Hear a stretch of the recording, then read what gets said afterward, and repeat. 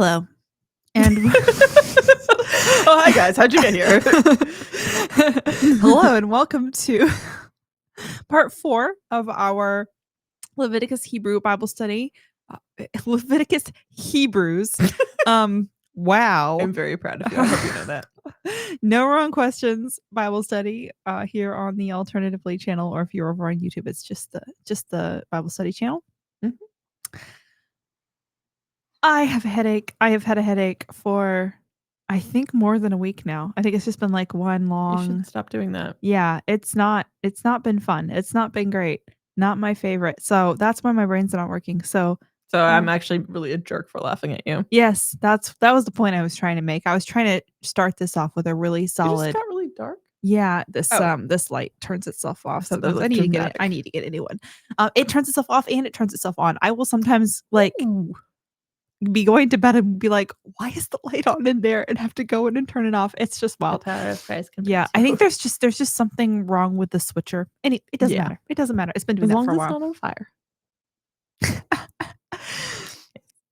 on fire. My brain is just gone. Dear Lord, thank you so much for tonight. Thank you for everyone who tunes into this Bible study.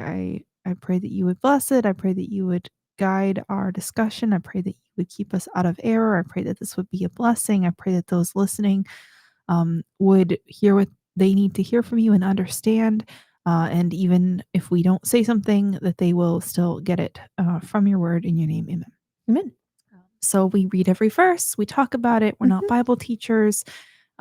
There might be things that you think we should have talked about that we didn't talk about. And we're just kind of reading it and going off of what's kind of hitting us in the moment. And you are welcome, more than welcome, to talk about what you find interesting about the passage in the chat.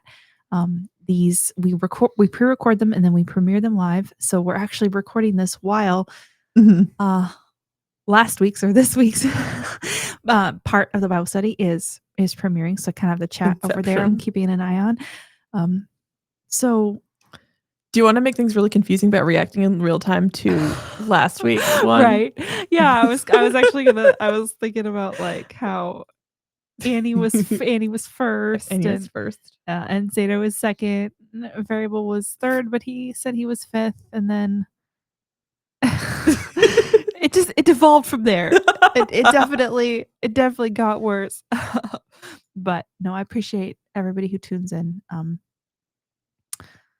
Okay, let's get into it, because my brain is this might be a lot of reading and not a lot of commenting this particular episode, because I don't know if I have it in me. We just finished the rest of Leviticus. Yeah, just straight read Leviticus. All right, we start with the chapter of Hebrews and then we get into Leviticus. So here we go. Here we do. For every high priest chosen from among men is appointed to act on behalf of men in relation to God, to offer gifts and sacrifices for sins. He can deal gently with the ignorant and wayward, since he himself is beset with weakness. Because of this, he is obligated to offer sacrifice for his own sins, just as he does for those of the people. And no one takes this honor for himself, but only when called by God, just as Aaron was. So also Christ did not exalt himself to be made a high priest, but was appointed by him who said to him, "You are my son, today I have begotten you."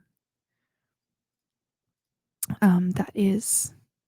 I hate it when it references the first time it referenced it. And you have to go all the way back to Hebrews 1. Instead of here. It is... now, Psalm 2:7. It's Psalm 2:7. Okay, back. Okay. As he says also in another place, "You are a priest forever after the order of Melchizedek." And this is Psalm 110:4. I love this. We don't know who wrote Hebrews. But he's like, in another place, it says this. And it's like a direct quote. So he clearly hasn't memorized, but they didn't have the chapter and verse divisions. Yeah. So he's not. They weren't as worried about. Yeah. I just saw the chat and Seder says conjecture and speculation, Agby, which I'm going to take personally and apply to what I'm saying right now. I'm gonna be offended about comments made, but apply them, because I'm not listening to the episodes. So I don't know what what they're referring to? Pretend they're applying to this. Exactly. Like, you were conjecturing and speculating about Yeah. the Bible verse Chapter and stuff. verse divisions. Good job, Abby. But I've heard, speaking of conjecture and speculation, obviously there's one theory that Paul wrote Hebrews. That to me doesn't work It in my doesn't. head. It doesn't sound like everything else that Paul's written. If it Mhm. was Paul, he used a very different style. Yeah. I've heard, what was it? The apostle who began with a B. It's not Barnabas, is it? No. Bartholomew? Bartholomew? Yeah, it's probably Bartholomew. I've heard that, and then they've actually speculated it was one of the women. One of the women. Women. I forget. There's a specific name of like a woman in the New Testament. Anyway, so I think that's interesting. And my feeling is it's not someone who's written any other books in the New Testament because it has such a unique. Yeah, I wondered if it was John. That is another theory. Because I think it feels more like John than it feels, like any of the other. If it's someone who's already written another book in the New Testament, it's John, in my opinion. Yeah, very fascinating though. It is very. It is also the highest level of Greek that is in the entire New Testament. It's not Attic, which is how you can guess that it was a woman who wrote it. I'm just saying. I don't know about that. Like, I wouldn't have a problem with it, but I would doubt that it was a woman. If it was a woman, If it was a woman, I could see why God hid that. Yeah, well, that was what I was thinking of. Like, that'd be really fascinating. Like, surprise, everybody! Surprise. Okay, but and she doesn't cite her chapter or verse because she's a woman. That's what we're going to go with. As he says also in another place, you are a priest forever after the order of Melchizedek. We've talked about Melchizedek on the channel. Yes, we have. He is referenced in Genesis. Abraham pays a tithe to him. He's a really mysterious character. And the Second Temple Jews speculated about him a lot. They speculated if he was God, if he was like a appearance of God. They speculated if he was Michael, the angel, Archangel Michael. Yes. I have this whole theory, and I've presented it on the channel before. Maybe I should present it again at some point. That he's Job. Yes, I remember that. But and he's going to be referenced a lot in Hebrews. Like Hebrews talks about him a lot because he's just like this random priest that shows up, and he's just a different order of priest than you've ever seen before or since. And David references him. And obviously, you're a priest forever after the order of Melchizedek. Right, David is the one who ties him into Jesus, and so it's just a fun thing to think about and talk about. And we'll continue to as we see the references in Hebrews. Yes, you had mentioned that some people speculate that Melchizedek is Michael. Yeah, well, the Second Temple Jews. So I think it's a speculation that makes sense with just the Old Testament references, but by the time you add in the Hebrews references, I don't think it makes any sense for it to be Michael, the archangel. But and I could be. It was like a year ago that I looked into some of this stuff. But my reasoning for thinking it could be Job is that Job is somebody we don't have any genealogy for. We don't know exactly when he lived. He just shows up randomly. Yeah, we from the like weather markers in Job and some of like the features in Job, it seems like we generally date it really early. Yes, like right after the flood. Yeah. That he probably lived before the author, before Moses, who wrote Genesis, or compiled and wrote Genesis, Exodus, Leviticus, Numbers, Deuteronomy. So, and what we hear about Melchizedek is that he doesn't have genealogy. He's might as well be eternal. And it's a little, we'll get to those verses. Well, maybe we'll talk about it more when we get to those. We'll burn that bridge as we're crossing it. Verse 7, in the days of his flesh, Jesus offered up prayers and supplications with loud cries and tears to him who was able to save him from death, and he was heard because of his reverence. Although he was a son, he learned obedience through what he suffered. And being made perfect, he became the source of eternal salvation to all who obey him, being designated by God a high priest after the order of Melchizedek. So what will continue to be kind of repeated here in Mhm. Hebrews is that Jesus is is our high priest forever, but he's not a high priest in the order of Aaron. Yes. And what does it mean to be in the order of Melchizedek, and who was Melchizedek is just kind of a question. And again, we see that terminology of being made perfect, where I really think it ties to the whole people being like, well, he can't have been born to someone with original sin because he'd be tainted by it. And it's like, well, he was born into human flesh, which is tainted, and he made it perfect by not sinning. Yes. Yeah. Like, he is God, he is perfect, and he lived out perfection. Yeah. And we see him tempted. Mhm. And Yeah. I think that's like the idea is like you are tempted through your flesh. Yeah. But the point of Jesus coming in the flesh is that he overcame the flesh. If it wasn't about overcoming the flesh, he could have come in a different way. He didn't. Yeah. He wouldn't have had to have been born a woman. Born of a woman? He wasn't born a woman. Born of woman. Okay. Oh, so you said he wouldn't have been born a woman, and I was like, I have news for you. Yes. Anyway, he was a man trapped in a woman's body. And then he was born. Okay. Verse 11. About this, we have much to say, and it is hard to explain. Yes, since you have become dull of hearing. This would be easier if you weren't so stupid. I'm reading this verse again because holy crap. About this, we have much to say, and it is hard to explain, since you have become dull of hearing. Wow. See, a line like this, I can understand why they're like, yep, this is Paul. This is definitely Paul. Or in the woman theory, this is like a mother thing too, of like, I would tell you this, but like, you are so dense. For though by this time you ought to be teachers, you need someone to teach you again the basic principles of the oracles of God. You need milk, not solid food, for everyone who lives on milk is unskilled in the word of righteousness, since he is a child, but solid food is for the mature, for those who have their powers of discernment trained by constant practice to distinguish good from evil. I think this passage is a really good litmus test, but not in the way you might think.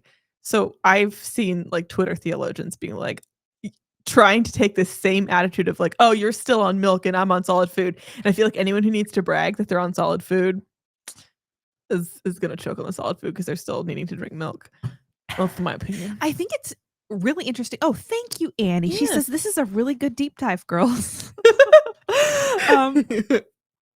People are going to be watching this and go, Annie's not even in chat tonight. She's in chat with our hearts. But I think this should be humbling to all of us, because I think that Hebrews is the densest book. Speaking of dense, in the whole Bible. Like, as far as like having to sit there and read the lines over and over and go like, wait, what is it saying? What does it mean? I know all those words separately. Sorry, yeah. You've got me believing it's a woman now. Yeah, because I almost said she. Okay, let's just for today. Don't burn us at the stake. Burn Abby, not me. Just for tonight, I'm gonna keep saying she, because I think it's funny. But then next part 5.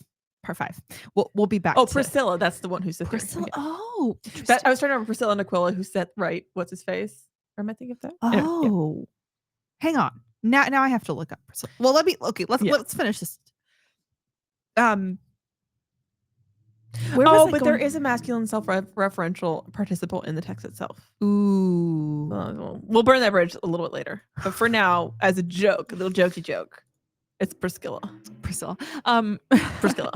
I do think it's like the thickest Greek, the most difficult to understand Greek, the highest concepts in the whole Bible, most difficult to understand. And the author's like, this is milk, guys. I know. I'm like, so lame for needing this explained to you. I feel embarrassed because like I'm struggling understanding basic English. So, but it is interesting. I like, in my defense, as a Christian in 2025, is the audience for this book is the Hebrews. Like, it's Jews who should understand the law and should have had more of an kind of. They should already have the entire foundation down. Yes. And so there are ways in which like you and me are wrestling with a foundation and how it's integrating with Jesus. and they shouldn't be. And this is specifically aimed for people who are Hebrews and have not converted. My understanding is that's according to the MacArthur Study Bible is to, I mean, there could be some converts in here. So the idea of like, you need spiritual milk because you haven't even seen that Jesus is God. Oh, that's a good point too. How I took it from the commentary from the John MacArthur Bible. When you said this is a litmus test, I thought you were going to say that like some people are offended by these verses. Oh, no. Just the people who take the verses as a compliment to themselves for being really smart are the ones who the verses are for, is my opinion. Look, Annie, you know what? It's hoof, okay? It's no, was I saying hoof? You were saying hoof, so you just agreed with me very decidedly. There's no walking that back. You were very, very decided on that I guess point. okay. Fine. I was mispronouncing hoof in the last. You're pronouncing it like roof. Yeah, hoof. I guess it's hoof. It is. I have heard it both ways. I've heard it both ways. We might get some more hoof references once we get to Leviticus, but why don't you just every other time you say it alternate your pronunciation? I should just keep going back and forth since I clearly can't tell. Yeah. Okay, 3 results for Priscilla. They are all in Acts 18. Let's just go to Acts 18. Let's see. After this, Paul left Athens and went to Corinth, and he found a Jew named Aquila, a native of Pontus, recently come from Italy with his wife Priscilla, because Claudius had commanded all the Jews to leave Rome. And he went to see them, and because he was of the same trade, he stayed with them and worked, for they were tent makers by trade. And he reasoned in the synagogue every Sabbath and tried to persuade Jews and Greeks. Real quick backstory. Claudius had told the Jews to leave Rome because, if I'm getting my timeline right, they were debating so much in the streets about the faith. They were like fighting all the time and causing disruptions because they were debating the Jews. Anyway, yeah. Let's see. When Silas and Timothy arrived from Macedonia, Paul was occupied with the word, testifying to the Jews that the Christ was Jesus. And when they opposed and reviled him, he shook out his garments and said to them, "Your blood be on your own heads. I am innocent. From now on, I will go to the Gentiles." And he left there and went to the house of a man named Titius Justus, a worshiper of God. I didn't make that up. That is his name. It might be Titius. I'm thinking Claudius is probably Claudius. Claudius? I don't know. It's not important. I was going off of like Titus, but it's Titius. Yeah, okay. Probably Titius. Titius? I don't even know. This is a bunny trail off a bunny trail. His house was next door to the synagogue. Crispus, the ruler of the synagogue, believed in the Lord together with his entire household, and many of the Corinthians, hearing Paul, believed and were baptized. And the Lord said to Paul one night in a vision, "Do not be afraid, but go on speaking and do not be silent, for I am with you, and no one will attack you to harm you, for I have many in this city who are my people." And he stayed 1 year and 6 months teaching the word of God among them. But when Gallio was proconsul of Achaia, wow. Okay, the Jews made a united attack on Paul and brought him before the tribunal, saying, "This man is persuading people to worship God contrary to the law." But when Paul was about to open his mouth, Gallio said to the Jews, "If it were a matter of wrongdoing or vicious crime, O Jews, I would have reason to accept your complaint. But since it is a matter of questions about words and names and your own law, see to it yourselves. I refuse to be a judge of these things." And he drove them from the tribunal, and they all seized Sosthenes, the ruler of the synagogue, and beat him in front of the tribunal. But Gallio paid no attention to any of this. After this, Paul stayed many days longer and then took leave of the brothers and set sail for Syria. Don't hurt yourself. And with him, Priscilla and Aquila. At Cenchreae, he had cut his hair, for he was under a vow. And they came to Ephesus, and he left them there. But he himself went into the synagogue and reasoned with the Jews. When they asked him to stay for a longer period, he declined. But on taking leave of them, he said, "I will return to you if God wills." And he set sail from Ephesus. When he had landed at Caesarea, he went up and greeted the church, and then went down to Antioch. After spending some time there, he departed and went from one place to the next through the region of Galatia and Phrygia, strengthening all the disciples. Now a Jew named Apollos, a native of Alexandria, came to Ephesus. He was an eloquent man, competent in the scriptures. He had been instructed in the way of the Lord, and being fervent in spirit, he spoke and taught accurately the things concerning Jesus, though he knew only the baptism of John. He began to speak boldly in the synagogue, but when Priscilla and Aquila heard him, they took him aside and explained to him the way of God more accurately. And when he wished to cross to Achaia, the brothers encouraged him and wrote to the disciples to welcome him. When he arrived, he greatly helped those who through grace had believed, for he powerfully refuted the Jews in public, showing by the scriptures that the Christ was Jesus. See, I like this passage because anytime on Twitter someone tells me like women should be silent and they shouldn't speak about the Bible, I'm like, excludes this passage. Yeah. Now I wonder if Hebrews is written by Apollos. That was my other thing of like Priscilla and Apollos. Yeah. Or Priscilla and Paul. Yeah, it might be so confusing in authorship because there's two voices mingling. Because Paul lived with Priscilla and Aquila for that whole, it could have been all three of them who wrote Hebrews. Because in this context, they are trying to talk to the Jews and so that would make sense. So and this has been a fun little money trail. Like it's clearly like Priscilla and Aquila are knowledgeable teachers because they're able to. Yeah. I mean, not that the gospel is difficult at its core. At its core, no, but especially the transition from, hey, you have served the law your entire life, and now your Messiah is here, and what does this mean? I can understand that being a difficult thing to walk people through. Would you characterize that as a transition from milk to solid food? Yes.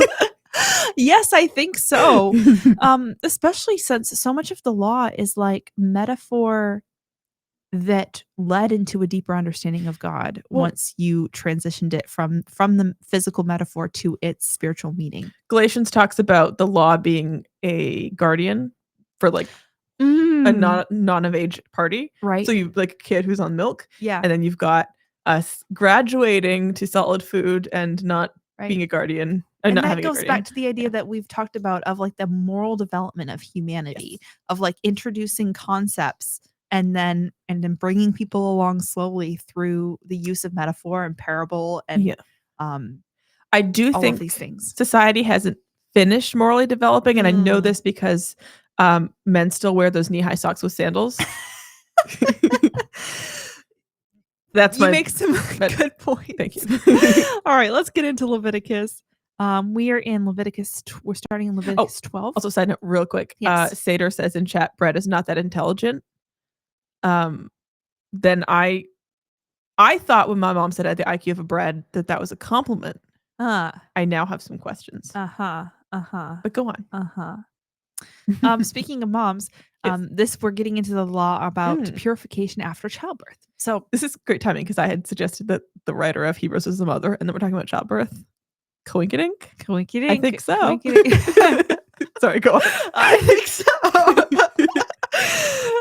Now, I really like the idea of it being Priscilla, either Priscilla and Paul, or Priscilla and Aquila, or even Priscilla, Aquila, and Apollos, like some combination of those. But so many people think that it's Paul. Yeah, it's not. Makes me think that maybe Paul is one of the authors. Yeah, like I can see why some of it is Paul, but it doesn't have the same like overall. Right. Yeah. I don't think could possibly be just Paul. And I think he would have signed his name to it. Like I understand people being like this, the author wasn't signed to this so that they couldn't be discredited for this thing, but like Paul would have signed. And it's not like the doctrine that Paul writes is any less of value. Right. The only reason I can think of that Paul wouldn't put his name to it is if it was primarily not his. Yes. And if it was a woman. So I'm just enjoying pushing this to the point where I'm doing it ironically. So I will eventually unironically believe it. I do like the idea of it being Priscilla and Paul. Yeah. But Apollos is also an intriguing. And if Priscilla wrote it, it seems like Priscilla and Aquila were such a unit. It would be, I think, strange to me if Aquila wasn't also involved. Yeah, well, that's what I was thinking of. Like, she wasn't saying anything without male headship over it. So before anyone scandalized it, I'm suggesting awful things. And the Holy Spirit is capable of.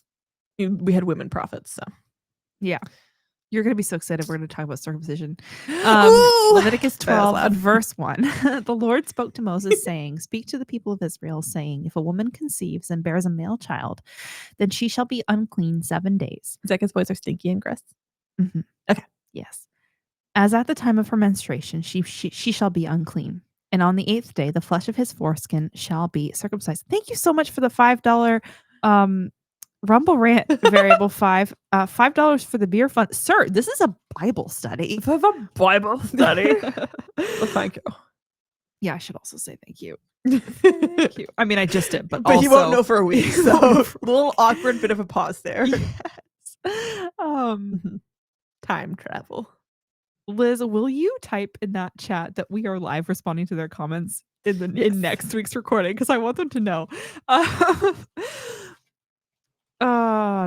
on the 8th day, the flesh of his foreskin shall be circumcised. Then she shall continue for 33 days in the blood of her purifying. She shall not touch anything holy, nor come into the sanctuary until the days of her purifying are completed. But if she bears a female child, then she shall be unclean 2 weeks, as in her menstruation, and she shall continue in the blood of her purifying for 66 days. This is fascinating to me on a couple levels. So, Yes. if you don't know, after you give birth, you bleed for a good period of time. Yes. Different women are different. Um, but in the same way that women were considered unclean and had to go through the steps of being unclean when they were on their periods, this period of time is also in place for that period of time after giving birth, because she's basically, for the same like hygienic reasons, in the same sort of situation with the bleeding and it's called lochia. But also, Yes. I mean, this is like a very intense physical time for Yes. her. And I think this is also God taking care of women and making it so that men aren't pressuring them to Yes. sleep with them until they're healed. Yes. Because some men, not all men, some men, if they didn't have the law stopping them, would be Right. pressuring. Yeah. Yeah.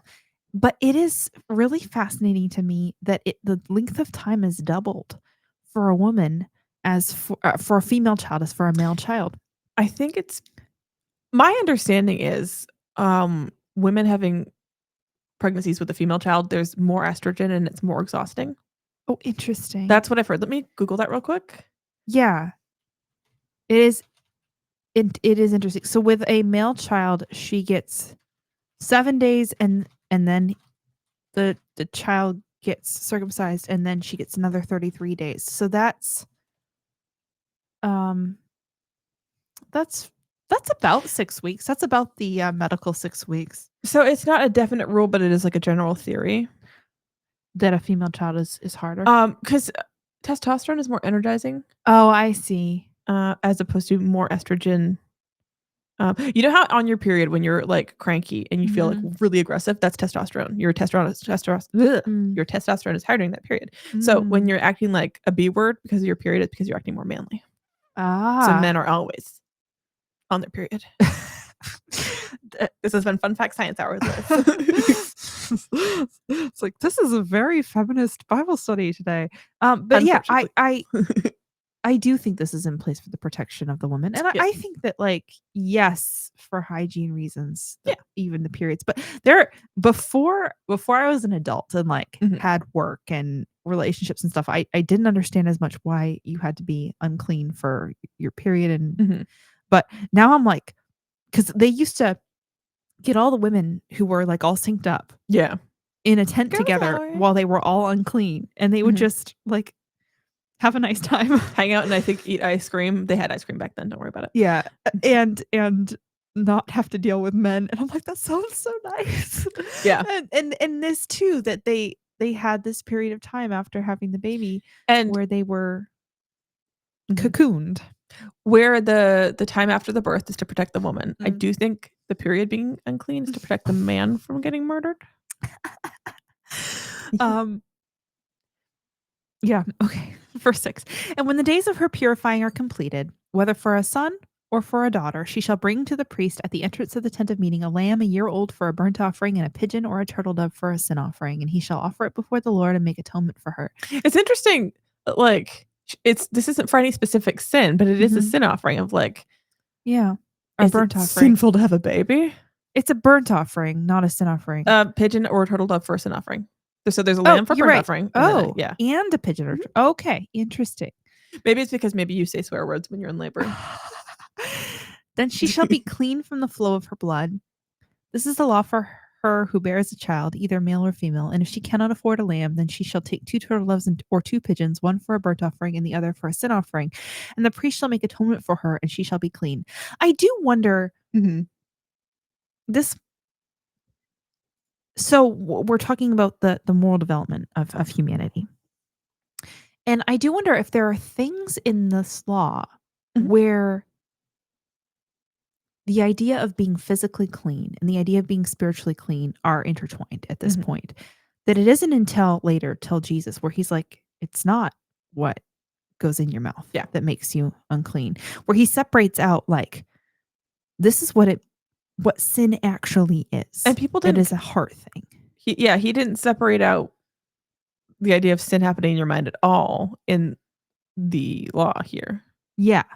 And so the idea that like it's not that she's sinned. Right. It's that she's not clean. Yeah. And the idea of uncleanness being sin 'Cause it's will get missing the mark. separated out later, but right now this is the stage of moral development that we're Mhm. in. Yeah. Because if you're 'Cause unclean, you're not like God, so you have fallen short of the glory of God. So it's right, sin. Yeah. right. So much of the law is hygiene stuff, is like Mhm. physical cleanness type stuff. Cleanliness is next to godliness. There you go. Biblical.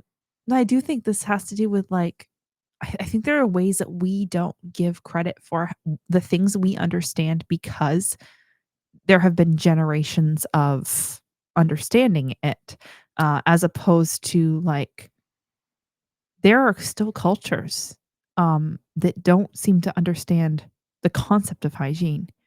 Um, we talked about this. Like, Redditors as a culture. No, I know what you mean. there are whole cultures that don't. I think we just talked about this in one of the recent recordings. Wednesday recording. Okay, yeah. Um, So you'll about have heard it by now. Yeah. yes, about cultures that are still pooping in their water supply or near their water supply, and they don't seem to get it. Like Mhm. they're being told by Westerners, "Hey, don't do Mhm. that," and they Yeah. just don't seem to get it. And so I think that there are ways in which, like, from our perspective, we're like, how could somebody think that giving birth was a sin or like conflate that or like not be able to understand it if you tried to explain it to them? But I think that Mhm. there's like layers of things. There are things that if you try to teach a child calculus, they could only understand it if they had gotten all the foundation first.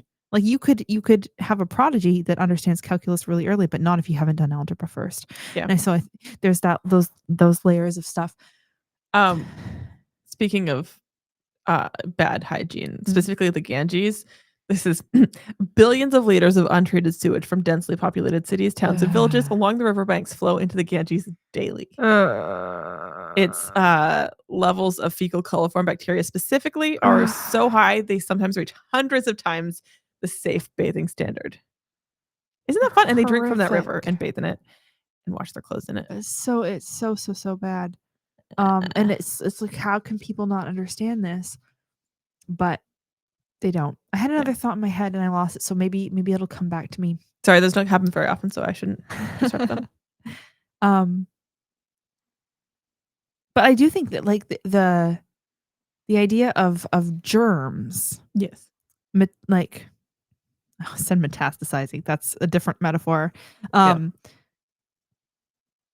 But there are still the idea of germs spreading and yeast spreading and that being the metaphor for sin. I think it does make sense why God picked this for the like undergirding metaphor Mhm. for this. Yeah. Okay. Also, though, sorry, real Mhm. quick. Before Jesus came, there was like a certain element of the children being held responsible for the sins of the father. So Oh. there's like that attitude that something about the aspect of other people's sin kind of falls on you. So maybe in that setup, even just being tainted by something evil and wayward like germs falls on you Mm. Huh. until Jesus came and Yeah. made it clear that it's what happens in the heart. I don't know. I'd have to. Well, and then you get to like Mhm. for a really long time people thought that germs were demonic. I still sometimes wonder. And there are still cultures that believe that like sickness is because of demons. And then you're like, wait a second. So in general, I wouldn't have put as much stock by that, but I just remember I've had COVID a couple times, and Mm. I know I've talked about it before, so I'll be brief. But there was one time I had COVID where it felt demonic. I have Mm. never felt that way when I was sick before. There was this dark shroud over me. I genuinely felt like it was trying to kill my mind, like my spirit, Mm. not just my body. It was After Yeah. that, I'm like, yeah, I kind of believe it that at least some things are demons. Right. Well, like we've talked about this. We talked about this in the Luke study where like Jesus rebukes the fever Mhm. and it leaves. It's like, Yeah. wait a second. What? Hold up. So it would be interesting if ultimately like cleanness, being clean, uh, is more closely related than we thought. But anyway, we'll move on. Yeah. Okay, chapter 13. The Lord spoke to Moses and Aaron, saying, when a person has on the skin of his body a swelling or an eruption or a spot, and it turns into a case of leprous disease on the skin of his body, then he shall be brought to Aaron the priest or to one of his sons, the priests. And the priest shall examine the diseased area on the skin of his body, and if the hair in the diseased area has turned white and the disease appears to be deeper than the skin of his body, it is a case of leprous disease. When the priest has examined him, he shall pronounce him unclean. But if the spot is white in the skin of his body and appears no deeper than the skin, and the hair in it has not turned white, the priest shall shut up the diseased person for 7 days, and the priest shall examine him on the 7th day. And if in his eyes the disease is checked and the disease has not spread in the skin, then the priest shall shut him up for another 7 days. And the priest shall examine him again on the 7th day. And if the diseased area has faded and the disease has not spread in the skin, then the priest shall pronounce him clean. It is only an eruption, and he shall wash his clothes and be clean. But if the eruption spreads in the skin after he has shown himself to the priest for his cleansing, he shall appear again before the priest, and the priest shall look. And if the eruption has spread in the skin, then the priest shall pronounce him unclean. It is a leprous disease. I was really disappointed when I learned that when they say leprosy in the Bible, they're not talking about what we commonly understand as leprosy, Hansen's disease. That could be part of it, but this is like a broader spectrum of things. But I do think it is really, really cool that this covers like even syphilis could be going around, and there's like a way to keep it from spreading like Right. wildfire through these people who don't know what germs are. Right. Yes. And the priests in these cases are acting as like infectious disease Yeah. experts because of the criteria that God has given them for diagnosis. And like Diagnosis. the reference to like white patches Mhm. that haven't like that could even be there's a form of like skin yeast overgrowth that can cause like Oh. lighter patches in your skin like that. So just an eruption. Yeah. Yeah. So that's probably not the only thing it's talking about, but it is interesting. Speaking of the skin disease turning the hair white, when I had COVID that time, that was really awful. A couple of my eyebrow hairs turned white, Oh. and grew back in white several different times Huh. before they stopped coming back in. Weird. Mhm. Okay, verse 9. When a man is afflicted with a leprous disease, he shall be brought to the priest, and the priest shall look. And if there is a white swelling in the skin that has turned the hair white, and there is raw flesh in the swelling, it is a chronic leprous disease in the skin of his body, and the priest shall pronounce him unclean. He shall not shut him up, for he is unclean. So that with this criteria, it's like you don't need to shut him up and keep checking. We already know it's unclean. Yeah. He doesn't have to go through all that. And if the leprous disease breaks out in the skin so that the leprous disease covers all the skin of the diseased person from head to foot, so far as the priest can see, then the priest shall look, and if the leprous disease has covered all his body, he shall pronounce him clean of the disease. It has all turned white, and he is clean. So it's like done its full work, I guess. But when raw flesh appears on him, he shall be unclean. I wonder if that's kind of like a vitiligo sort of thing. Huh. I don't know. Go on. It's interesting, like God understands these criteria where he's like, Yeah. at this point, he's no longer contagious. Yeah. And so he doesn't need to suffer. Because the disease doesn't have anything to have a foothold on, so it can't. It's probably died out. Yeah. And the priest shall examine the raw flesh and pronounce him unclean. Raw flesh is unclean, for it is a leprous disease. But if the raw flesh recovers and turns white again, then he shall come to the priest, and the priest shall examine him. And if the disease has turned white, then the priest shall pronounce the diseased person clean. He is clean. If there is in the skin of one's body a boil, and it heals, and in the place of the boil there comes a white swelling or a reddish white spot, then it shall be shown to the priest. And the priest shall look, and if it appears deeper than the skin, and its hair has turned white, then the priest shall pronounce him unclean. It is a case of leprous disease that is broken out in the boil. Like MRSA or something. But if the priest examines it, and there is no white hair in it, and it is not deeper than the skin, but has faded, then the priest shall shut him up 7 days. And if it spreads in the skin, then the priest shall pronounce him unclean. It is a disease. So it's not saying that it's all the same disease. It's just saying like the different markers of leprous diseases is an overarching thing. You'll see these traits in a bad disease. Right. These traits in a fine one. Yeah. But if the spot remains in one place and does not spread, it is the scar of the boil, and the priest shall pronounce him clean. So it's like, don't worry, you have hyperpigmentation there, but we're not going to keep you locked up there because you don't understand. Yeah. Like God understood this stuff. To me, almost nobody, it seems, uses these as proofs of God's existence and godhood. But it Mhm. feels like this stuff is like pretty solid proof that somebody who wrote in Yeah. this time period would have this level of understanding. And I think it's interesting because I know a lot of teens nowadays will often have a lot of acne in their growing up years. Mm. So if you put them in that period, they'd be locked up a lot. But I wonder if locking up one teen with acne keeps other teens from getting it if it spreads more from person to person than maybe we quite realize. Ooh, I know that like Mhm. when you touch your face, Yeah. you can spread it around your face. Yeah. That's why I just evenly spread it. um, Mhm. yeah. Verse 24, or when the body has a burn on its skin and the raw flesh of the burn becomes a spot, reddish, white, or white, the priest shall examine it, and if the hair in the spot has turned white and it appears deeper than the skin, then it is a leprous disease. It has broken out in the burn, and the priest shall pronounce him unclean. It is a case of leprous disease. But if the priest examines it and there is no white hair in the spot, and it is no deeper than the skin, but has faded, the priest shall shut him up 7 days, and the priest shall examine him the seventh day. If it is spreading in the skin, then the priest shall pronounce him unclean. It is a case of leprous disease. But if the spot remains in one place and does not spread in the skin, but has faded, it is a swelling from the burn, and the priest shall pronounce him clean, for it is the scar of the burn.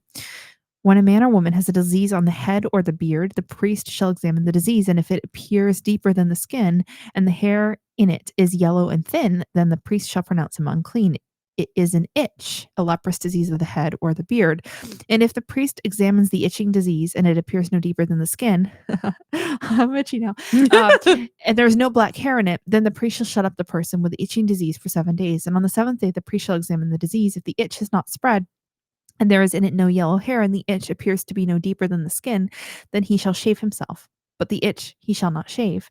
And the priest shall shut up the person with the itching disease for another 7 days. And on the seventh day, the priest shall examine the itch. And if the itch has not spread in the skin, and it appears to be no deeper than the skin, then the priest shall pronounce him clean. And he shall wash his clothes and be clean. But if the itch spreads in the skin after his cleansing, then the priest shall examine him, and if the itch is spread in the skin, the priest need not seek for the yellow hair, he is unclean. But if in his eyes the itch is unchanged, and the black hair has grown in it, and the itch is healed, and he is clean, and the priest shall pronounce him clean. When a man or a woman has spots on the skin of the body, white spots, the priest shall look, and if the spots on the skin of the body are of a dull white, it is leukoderma that has broken out on the skin. Look He is that up. clean. If a man's hair falls out from his head, he is bald. He is clean. He is bald. I love that it's just like, don't worry. Oh, so leukoderma is vitiligo is one of the things that can cause leukoderma. Okay. So it is the disappearance of pigment. So yeah. Oh. Mhm. And if a man's hair falls out from his forehead, he has baldness of the forehead. He is clean. But if there is on the bald head or the bald forehead a reddish white diseased area, it is a leprous disease breaking out on his bald head or his bald forehead. Then the priest shall examine him. And if the disease swelling is reddish white on his bald head or on his bald forehead, like the appearance of leprous disease in the skin of the body, he is a leprous man. He is unclean. The priest must pronounce him unclean. His disease is on his head. Diagnosis: bald and leprous. Rough. The leprous person who has the disease shall wear torn clothes and let the hair of his head hang loose, and he shall cover his upper lip and cry out, unclean, unclean. He shall remain unclean as long as he has the disease. He is unclean. He shall live alone. His dwelling shall be outside the camp. So he has to, when he's Mhm. around any people, he has to signal to them not to come near Yeah. him. And this is quarantine for an Yeah. infectious disease. It's not to be cruel to these people. It's to Make it so that not everyone gets this. right. When there is a case of leprous disease in a garment, whether a woolen or a linen garment, in warp or woof of linen or wool, or in a skin, or in anything made of skin, if the disease is greenish or reddish in the garment or in the skin or in the warp or the woof, or that's weaving terminology. Yeah, the different Ambrosia weaves. She'll recognize this. Or in any article made of skin, it is a case of leprous disease, and it shall be shown to the priest.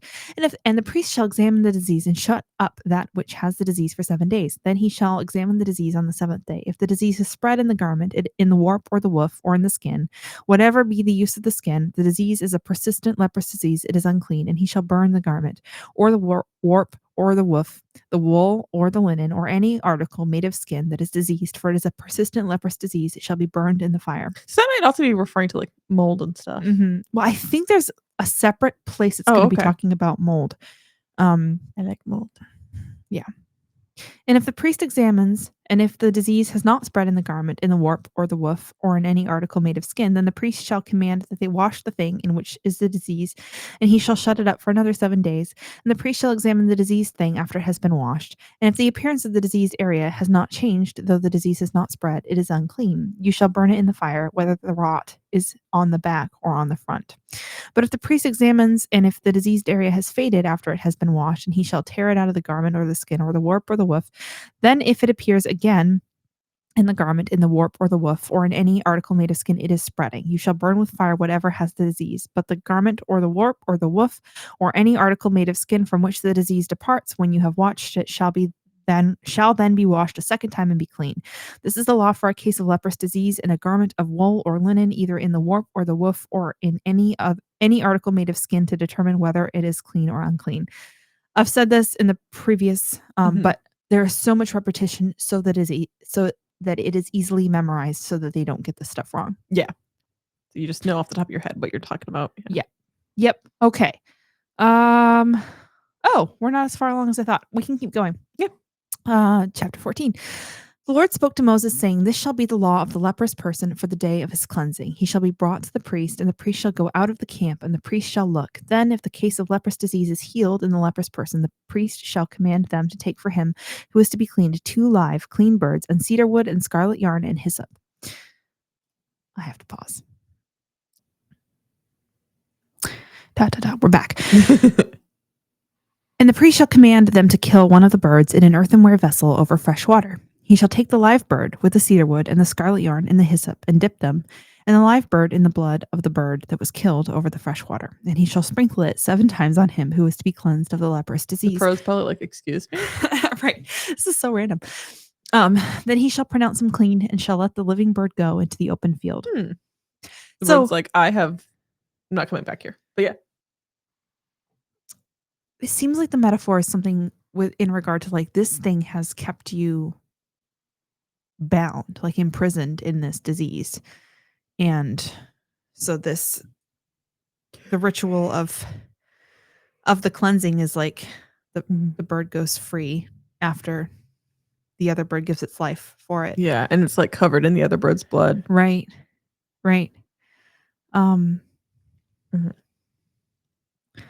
Yeah, the fresh water. The hyssop. I mean, the hyssop was used. Yeah, it's like good for sprinkling blood. Yeah, it is good for sprinkling blood, and it's the plant that was commanded to be used in Egypt to paint the blood on the door frames. The scarlet yarn, I'm not sure. This seems to be like a really complex metaphor and symbolism, and I'm not sure I understand all of it. But okay, verse 8. And he who is to be cleansed shall wash his clothes and shave off all his hair and bathe himself in water, and he shall be clean. And after that he may come into the camp, but live outside his tent 7 days. And on the 7th day he shall shave off all his hair from his head, his beard, and his eyebrows. He shall shave off all his hair, and then he shall wash his clothes and bathe his body in water, and he shall be clean. So it's like that extra level of like you're not contagious per se, but you're not quite not contagious yet. Yeah, taking measures to like completely get whatever it is off of you. Yeah, so no trace remains. Yeah. And on the 8th day, he shall take 2 male lambs without blemish, and 1 ewe lamb a year old without blemish, and a grain offering of 3/10 of an ephah of fine flour mixed with oil, and 1 log of oil. And the priest who cleanses him shall set the man who is to be cleansed and these things before the Lord at the entrance of the tent of meeting. And the priest shall take 1 of the male lambs and offer it for a guilt offering along with the log of oil, and wave them for a wave offering before the Lord. And he shall kill the lamb in the place where they kill the sin offering and the burnt offering in the place of the sanctuary. For the guilt offering, like the sin offering, belongs to the priest. It is most holy. The priest shall take some of the blood of the guilt offering, and the priest shall put it on the lobe of the right ear of him who is to be cleansed, and on the thumb of his right hand, and on the big toe of his right foot. So same setup as the ordination.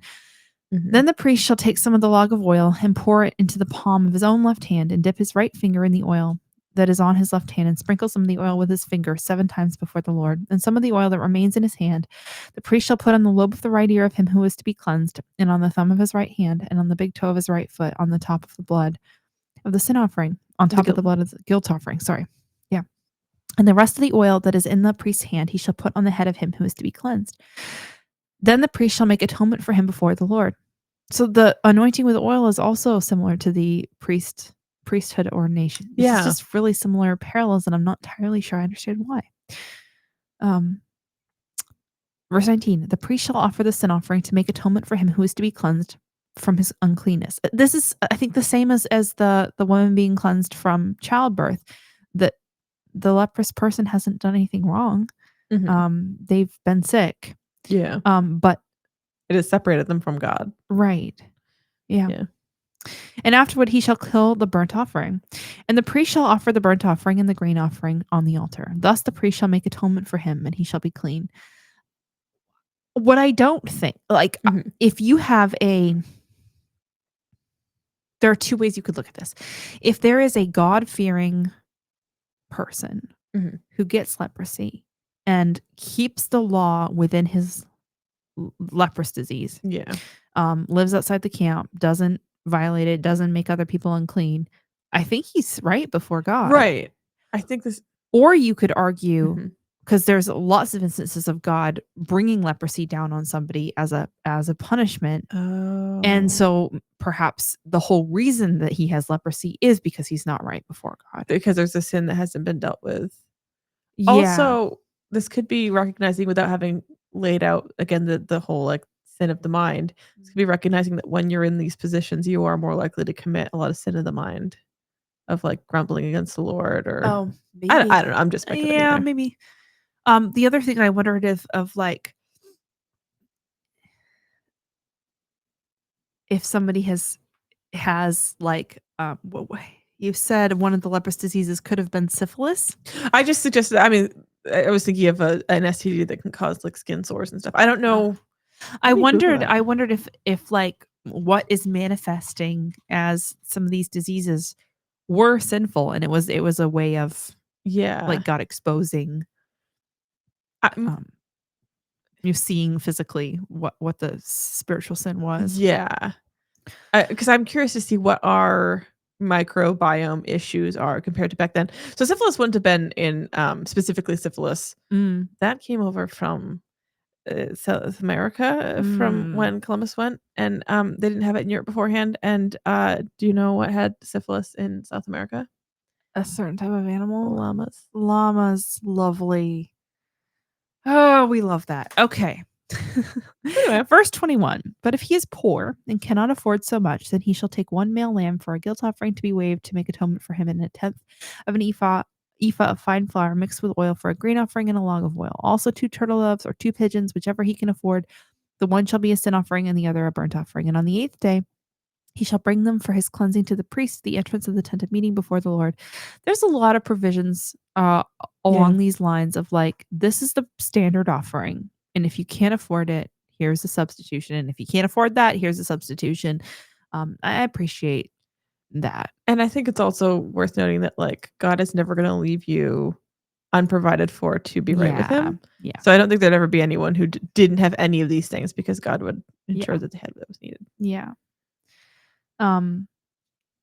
And the priest shall take the lamb of the guilt offering and the log of oil, and the priest shall wave them for a wave offering before the Lord. And he shall kill the lamb of the guilt offering, and the priest shall take some of the blood of the guilt offering and put it on the lobe of the right ear of him who is to be cleansed, and on the thumb of his right hand, and on the big toe of his right foot. And the priest shall pour some of the oil into the palm of his own left hand, and shall sprinkle with his right finger some of the oil that is in his left hand 7 times before the Lord. And the priest shall put some of the oil that is in his hand on the lobe of the right ear of him who is to be cleansed, and on the thumb of his right hand, and on the big toe of his right foot, in the place where the blood of the guilt offering was put. And the rest of the oil that is in the priest's hand he shall put on the head of him who is to be cleansed, to make atonement for him before the Lord. And he shall offer of the turtle doves or pigeons, whichever he can afford, one for a sin offering and the other for a burnt offering, along with a grain offering. And the priest shall make atonement before the Lord for him who is being cleansed. This is the law for him in whom is a case of leprous disease, who cannot afford the offerings for his cleansing. Verse 33. The Lord spoke to Moses and Aaron, saying, when you come into the land of Canaan, which I give you for a possession, and I put a case of leprous disease in a house in the land of your possession, then he who, so there is like that level of God doing this, which is interesting to me. Yeah. Then he who owns the house shall come and tell the priest. there seems to me to be a case of disease in my house. Then the priest shall command that they empty the house before the priest goes to examine the disease, lest all that is in the house be declared unclean. And afterward, the priest shall go in to see the house, and he shall examine the disease. And if the disease is in the walls of the house with greenish or reddish spots, and if it appears to be deeper than the surface, then the priest shall go out of the house to the door of the house and shut up the house 7 days. And the priest shall come again on the seventh day and look. If the disease has spread in the walls of the house, then the priest shall command that they take out the stones in which is the disease and throw them into an unclean place outside the city. And he shall have the outside of the house scraped all So around. inside of the house scraped. Yes, sorry. Inside of the house scraped all around, and the plaster that they scrape off they shall pour out in an unclean place outside the city.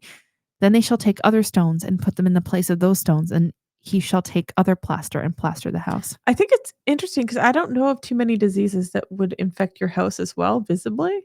So I wonder if some of the stuff they're dealing with is just not what we would have. Like there's more of a supernatural element to it. Maybe, or different germs that have been eradicated because of these practices. Yeah. Because there's been a lot of turnover as far as what diseases we deal with now as opposed to what they dealt with a couple hundred years ago. If the disease breaks out again in the house after he has taken out the stones and scraped the house and plastered it, then the priest shall go and look. And if the disease has spread in the house, it is a persistent leprous disease in the house. It is unclean. And he shall break down the house, its stones and timber, and all the plaster of the house, and he shall carry them out of the city to an unclean place. Moreover, whoever enters the house while it is shut up shall be unclean until the evening, and whoever sleeps in the house shall wash his clothes, and whoever eats in the house shall wash his clothes. I'm sorry, Bill, I can't come into work. My house has leprosy. But if the priest comes and looks, and if the disease has not spread in the house after the house was plastered, then the priest shall pronounce the house clean, for the disease is healed. And for the cleansing of the house, he shall take 2 small birds with cedar wood and scarlet yarn and hyssop, and he shall kill one of the birds in an earthenware vessel over fresh water, and shall take the cedar wood and the hyssop and the scarlet yarn along with the live bird, and dip them in the blood of the bird that was killed, and in the fresh water, and sprinkle the house 7 times.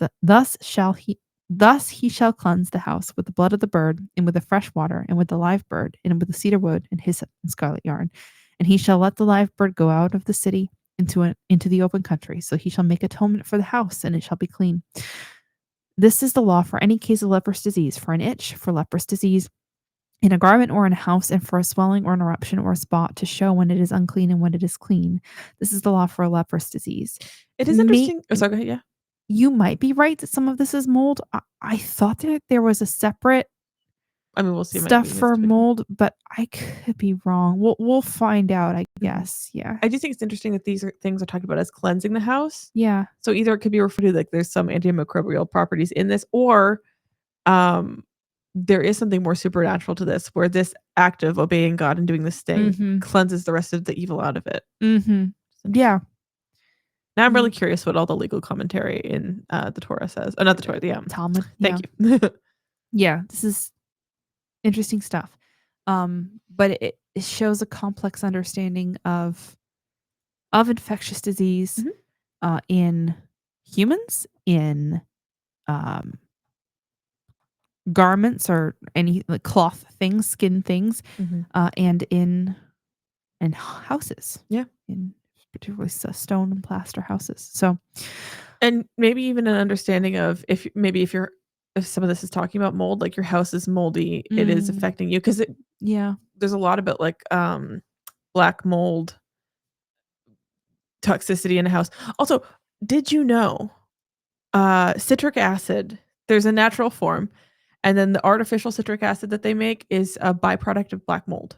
Yeah. And they say it's not toxic, but there's like some potential issues from it. And so now I'm kind of like, are there some things in our food that are just, why would you make anything from black mold? Because that's super toxic. Why would you do that? It is funny. There's so much of like, avoid this thing and avoid this thing. And it's like, what if like way more things? Like, even if we avoided these things, we're still not living healthy because there's just way too much that's also, correction, it's not Aspergillus niger, it's Aspergillus flavus oryzae. So it's not quite black mold, but it's the same family, but it's the same. Yeah. Interesting. But yeah, what you're saying?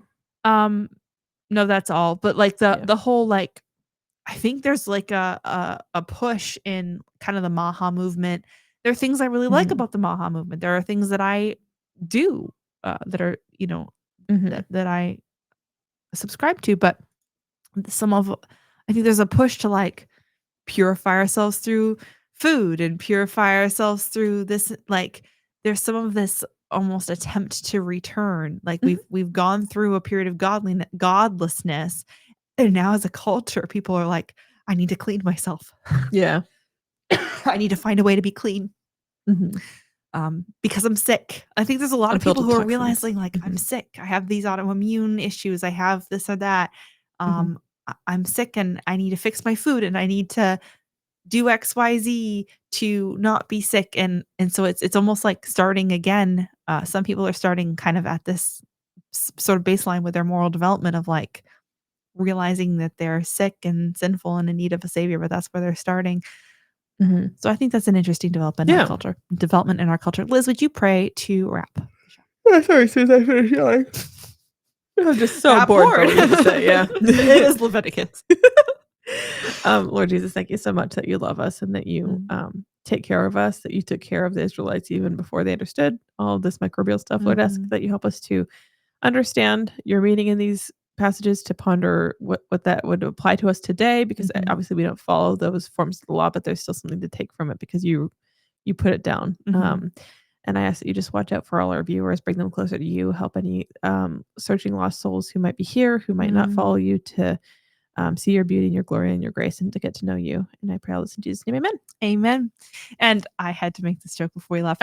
The next Leviticus 15 is where we're picking up next time. And the heading says laws about bodily discharges. Woo! That's probably where we're going to get more of the venereal disease stuff. So this is where I'm like so excited for next part of Leviticus, because this is what we get to talk about. We got the pus and oozing and things.